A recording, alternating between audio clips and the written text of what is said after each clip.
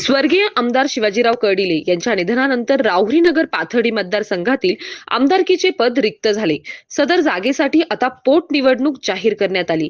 या अनुषंगाने माजी मंत्री प्राजक्त तनपुरे यांच्या वतीने जन आशीर्वाद यात्रेला सुरुवात करण्यात आली असून नागरिकांकडून प्रचंड प्रतिसाद मिळत आहे. राहुरीनगर पाथर्डी मतदारसंघाची पोटनिवडणूक येत्या 23 एप्रिल 2026 रोजी होत असून निकाल 4 मे 2026 रोजी जाहीर होणार आहे.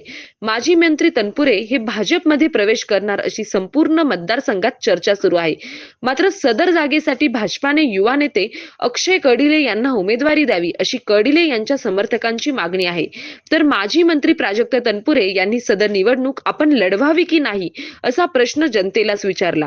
दिनांक 20 मार्च 2026 रोजी तनपुरे यांच्या वतीने जन आशीर्वाद यात्रेचे आयोजन करण्यात आले होते.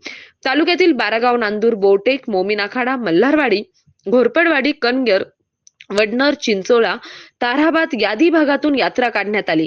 यावेळी अनेक नागरिकांनी आपल्या प्रतिक्रिया व्यक्त करून मतदारसंघाचा विकास करण्यासाठी प्राजक्त तनपुरे यांनी निवडणूक लढवावी. तुम्ही कोणत्याही पक्षातून लढा किंवा अपक्ष निवडणूक लढा, आम्ही तुमच्या सोबत राहू अशी ग्वाही नागरिकांनी दिली. प्रसंगी नागरिकांनी ठिकठिकाणी यात्रेच्या फटाक्यांची आतिषबाजी करून भव्य स्वागत केले. तर यात्रेला नागरिकांकडून प्रचंड प्रतिसाद मिळत असल्याचे चिन्ह दिसून येत आहे. MS न्यूज 15 राहुरी अशाच नवनवीन बातम्या पाहण्यासाठी चॅनलला सबस्क्राईब करा. दारुगोळा म्हणजे आपल्या फटाकड्याचा दारुगोळा नाही. आपण टीव्ही वरती इराण अमेरिकेचे युद्ध बघत असाल तो दारुगोळा, तो साठवणूक करण्यासाठी या KK रेंजच्या क्षेत्राबाहेरची जमीन 7,000 एकर जमीन ही रक्षा मंत्रालयाला देण्यासंदर्भात या राज्य सरकारच्या उद्योग मंत्र्यांनी पत्र त्या ठिकाणी केंद्र सरकारला पाठवलेलं आहे. ते पत्र देखील आमच्याकडे उगाच वेग आम्ही बोलत नाही. या राज्याचे उद्योग मंत्री उदय सामंत साहेबांचं पत्र माझ्याकडे आहे.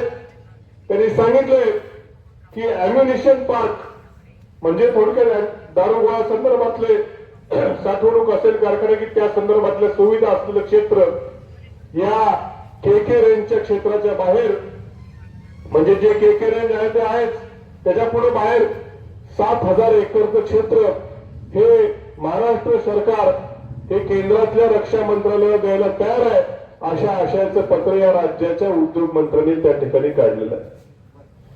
माझा प्रश्न या तालुक्यातल्या शेतकऱ्यांना कायम सगळे प्रकल्प आल्यावरती या तालुक्यातल्या शेतकऱ्यांनी जमीन का द्यावी? 7,000 एकर क्षेत्र ते विस्थापित त्या ठिकाणी शेतकरी होणार आहेत. या राज्याच्या उद्योग मंत्र्यांनी इथं स्थानिक कोणाला विचारणा केली का की अरे बाबा इथं काय तुमचे प्रपंच कसे उघड्यावर पडतील? आधीच KK रेंजच्या सावटाखाली आम्ही जगतो. वेगवेगळे प्रकल्प त्या ठिकाणी येऊ घातले, प्रकल्प होणार आहेत, पण इथला शेतकरी कसा विस्थापित होईल?